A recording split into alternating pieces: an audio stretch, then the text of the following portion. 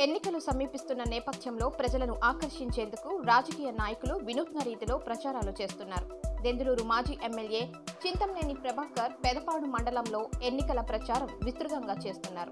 ఈ నేపథ్యంలో గుర్రంపై ప్రచారం నిర్వహిస్తూ వినూత్న ప్రచారానికి శ్రీకారం చుట్టారు. ప్రజలతో మమేకమవుతూ గుర్రంపై స్వారీ చేస్తూ రానున్న ఎన్నికల్లో సైకిల్ గుర్తుకు ఓటు వేయాలని ప్రజలను కోరారు. ఈ నేపథ్యంలో ప్రజలు చింతమనేనికి బ్రహ్మరథం పట్టారు.